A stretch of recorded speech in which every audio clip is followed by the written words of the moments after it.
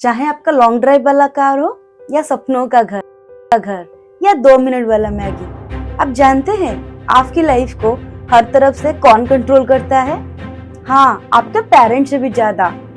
और वो इतनी बड़ी है कि उस अंबानी और अदानी को ना सुबह खरीद कर शाम को बेच सकता है। वो और कोई नहीं है बल्कि ब्लैक रॉक है। दोस्तों, ब्लैक रॉक एक ऐसी कंपनी है जिसका नेटवर्थ 9.4 ट्रिलियन यानी इंडिया की जीडीपी का 3 गुना। तो ये कंपनी इतना बड़ा इन्फ्लुएंशियल होने के बावजूद भी इतना मिस्टीरियस क्यों है?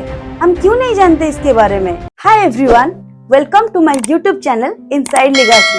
दोस्तों, अगर आप चैनल पे नए हैं तो चैनल को फटाक से सब्सक्राइब कर दीजिए और वीडियो पसंद आता है तो वीडियो को लाइक और बहुत सारा शेयर कर दीजिए। तो चलिए शुरू करते हैं आज का मिस्टीरियस कहानी। हमारी कहानी का शुरुआत 2 नवंबर 1952 से हो जाता है, क्योंकि उस दिन कैलिफोर्निया का एक वैन न्यूएश में एक जेसस फैमिली में एक लड़का का जन्म होता है। हाँ दोस्तों, उस लड़का का नाम रखा जाता है लैरी फिंक। और आपको पता है, लैरी का फादर एक शू शॉप का ओनर थे और उनकी मदर एक इंग्लिश प्रोफेसर। लेकिन एक प्रोफेसर का बेटा होने के बावजूद भी लैरी पढ़ाई में बहुत ही एवरेज थे। इसके वजह से वो अपनी पढ़ाई के साथ साथ अपने फादर को उनका शू शॉप में उनका हेल्प किया करते थे। दोस्तों, ऐसे ही एवरेज पढ़ाई के साथ में ही ना लैरी फिंक ने यूनिवर्सिटी ऑफ कैलिफोर्निया तक पहुंच गए और वहां पे वो पॉलिटिकल साइंस में ग्रेजुएशन कंप्लीट किए 1974 में। सपना तो था एक पॉलिटिशियन बनने का और साथ ही साथ वो एक प्रॉपर्टी डेवलपर भी बनना चाहते थे। लेकिन जब वो Anderson graduate school of management में एमबीए ज्वाइन किए तब वो उनका सारा सपना चला गया। बाकी नौजवान की तरह मनी मेकिंग इंडस्ट्री में अपना कदम रखना चाहते थे। इसीलिए तो जब 1976 में उनका एमबीए कंप्लीट हो जाता है तब वो फास्ट वेस्टर्न नाम का एक इन्वेस्टमेंट बैंक में अपना कैरियर शुरू करते हैं एज ए सिक्योरिटी ट्रेडर। दोस्तों, फास्ट वेस्टर्न में लैरी फिंक धीरे धीरे बहुत ही सक्सेसफुल इन्वेस्टर बन गए और उनकी कड़ी मेहनत और टैलेंट की वजह से वो बहुत ही कम उम्र में मैनेजिंग डायरेक्टर में पहुंच गए फास्ट वेस्टर्न का। और ऐसे ही उसी टाइम में उनका कैरियर एकदम स्काई हाई था। तब जब आया लाइफ सेट करने का बारी, तब उसी में भी ना लैरी फिंक छुपा रुस्तम निकले, क्योंकि वो 1979 में अपना हाई स्कूल स्वीटहार्ट लोरी फिंक के साथ शादी कर लिए। दोस्तों, मतलब उनकी लाइफ पूरी तरह से सेट। अब आया साल 1983, जब यूनाइटेड स्टेट्स ऑफ अमेरिका अपनी इकोनॉमी को बूम करना चाहता था। इसीलिए तो वो प्राइवेट पार्टी का हेल्प ले रहा था अपनी इकोनॉमी को बूम करने के लिए। तो उसी अपॉर्चुनिटी का फायदा उठा के लैरी फिंक ने यूएस का pension fund and endowment fund में अपना इन्वेस्टमेंट किए फास्ट वेस्टर्न की तरफ से। और आपको पता है, इसका ये काम की वजह से फास्ट वेस्टर्न को $1 बिलियन का प्रॉफिट हुआ।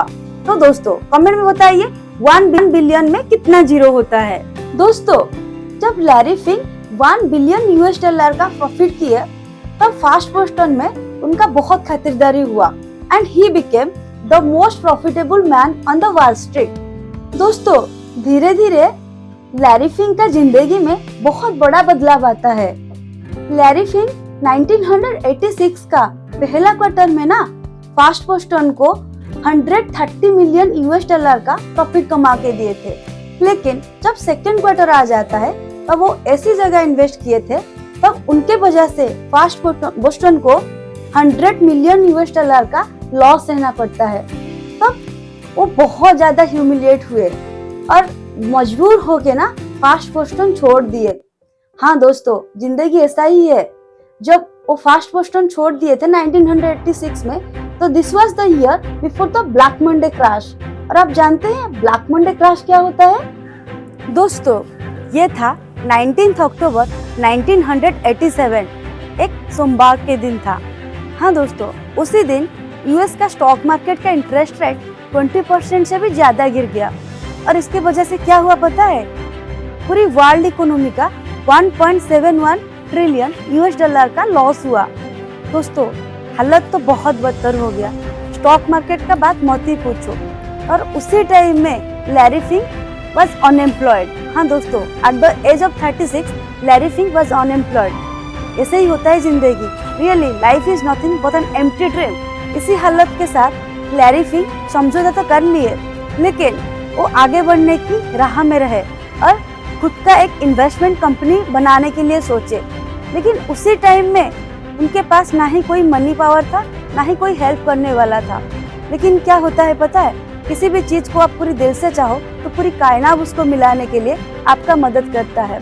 दोस्तों, एक बार क्या हुआ, 1987 मार्च में लैरी फिंक ट्रैवल कर रहे थे बाय एयर वाशिंगटन से न्यूयॉर्क तक, और उसी टाइम में उनका मुलाकात होता है रॉब स्कैल्स्टन के साथ. हाँ दोस्तों, रॉब स्कैल्स्टन एक इन्वेस्टमेंट बैंकर थे जो कि लेमैन ब्रदर में 1977 से 81 तक मैनेजिंग डायरेक्टर रह चुके थे, और वो यूएस का फेडरल गवर्नमेंट का ट्रेजरी डिपार्टमेंट के साथ बहुत ही क्लोजली एसोसिएट थे. दोस्तों, दोनों के बीच बहुत अच्छा दोस्ती बन गया और दोनों अपना अपना जॉब लाइफ का डिससेटिस्फेक्शन एक दूसरे को बनाए. तब दोनों एक इन्वेस्टमेंट कंपनी का शुरुआत करने के लिए सोचे. लैरी फिंक अपना बिजनेस का आइडिया को डिस्कस करने के लिए कुछ मेंबर को अपने घर पे बुलाए, और वो कौन थे पता है?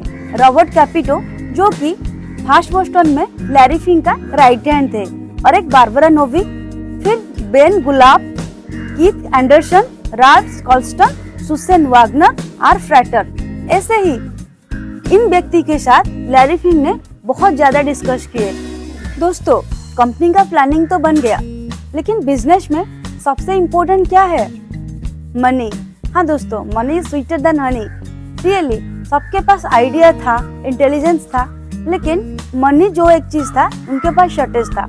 लेकिन उसका रास्ता भी लैरी फिंक ने फाइनली निकाल ही दिए. दोस्तों, तब लैरी फिंक का मुलाकात होता है स्टीव स्कॉट्समैन के साथ, जो कि बहुत ही लेजेंडरी पर्सनालिटी थे.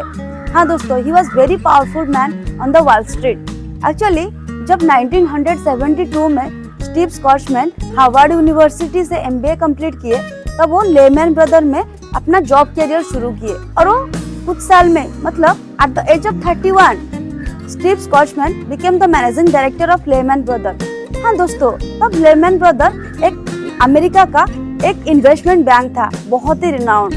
लेकिन क्या हुआ, 1984 में अमेरिकन एक्सप्रेस कंपनी ने जब लेमैन ब्रदर को कैप्चर किया, तब AXP का एग्जीक्यूटिव और स्टीव स्कॉट्समैन के बीच नेस्टी पावर स्ट्रगल शुरू हो गया, और इसके वजह से स्टीव स्कॉट्समैन ने लेमैन ब्रदर छोड़ दिए थे.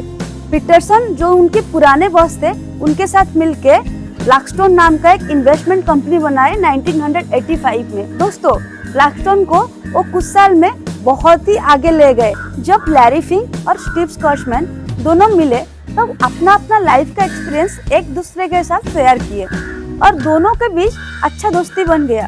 तब स्टीव स्कॉट्समैन लैरी फिंक का इंटेलिजेंस को पहचान लिए थे, और इसीलिए तो वो लैरी फिंक को $5 मिलियन प्रोवाइड किए अपनी नई कंपनी का शुरुआत के लिए. लेकिन बदले में कंडीशन ये था कि जो भी नई कंपनी बनेगी उसका 50% स्टेक ब्लैकस्टोन के पास रहेगा. इसीलिए तो दोस्तों, फाइनली 1988 में लैरी फिंक ने ब्लैकस्टोन फाइनेंशियल मैनेजमेंट कंपनी बनाए थे. दोस्तों, जब लैरी फिंक ने जो ब्लैकस्टोन फाइनेंशियल मैनेजमेंट कंपनी बनाए थे, उसको विद इन 5 years उसका नेटवर्थ 8 बिलियन तक पहुंचा दिए. हाँ दोस्तों, $8 billion was not sufficient for Wall Street, और still then it is on the way of progression. हाँ दोस्तों, जब और कंपनी को और भी आगे लेना चाहते थे, इसीलिए तो वो जो भी एम्प्लॉय को कंपनी में जॉब देते थे, उसको सैलरी के साथ साथ उस कंपनी का कुछ स्टेक भी प्रोवाइड करते थे. और इसके वजह से क्या हुआ कि स्टीव स्कॉट्समैन उसके ऊपर नाराज थे, क्योंकि ब्लैकस्टोन का जो ओनरशिप था वो डाइल्यूट हो रहा था. इसीलिए Steve Scotsman finally Blackstone financial management company से अलग होने का निर्णय ले लिए.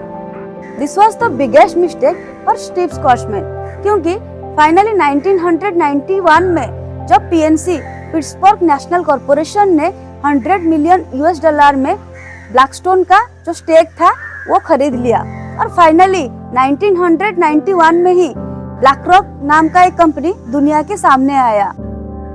ब्लैकरॉक बहुत ही रैपिडली ग्रो करने लगा, और फाइनली 1999 तक उसका नेटवर्थ 165 बिलियन यूएस डॉलर तक पहुंच गया। दोस्तों, आज की डेट में हम देखें तो ब्लैक रॉक का एसेट 9.4 ट्रिलियन तक पहुंच गया, जो कि इंडिया के जीडीपी का 3 गुना। और आपको पता है वो 100 से भी ज्यादा कंट्री में अपना इन्वेस्टमेंट कर चुका है। और आप किसको ज्यादा पावरफुल मानते हैं? कौन सी कंपनी को? एप्पल, गूगल, फेसबुक या उसकी पेरेंट कंपनी मेटा?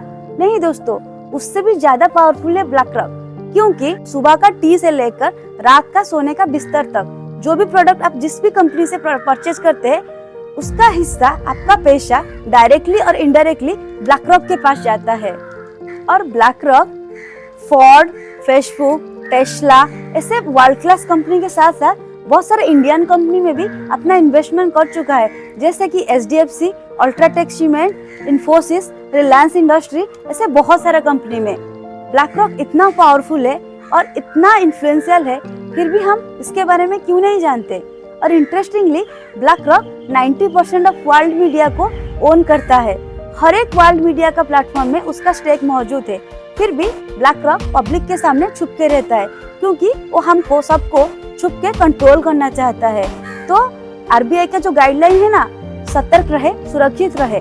तो आप जो भी चीज जहाँ पर भी खरीदते हैं, जो भी डाटा देते हैं, उसके लिए आप खुद को होशियार रखें। दोस्तों, ब्लैक रॉक इतना पावरफुल है, वो फेडरल गवर्नमेंट के साथ क्लोजली एसोसिएट है और इसके वजह से वो गवर्नमेंट का पॉलिसी को खुद के हिसाब से मैनिपुलेट भी करता है। और आपको पता है, चाहे कोविड क्राइसिस हो या 2008 का लेमन क्राइसिस, जो भी हुआ वो यूएस गवर्नमेंट को बहुत सक्सेसफुली उसका इकोनॉमी को सेव कर लिया था।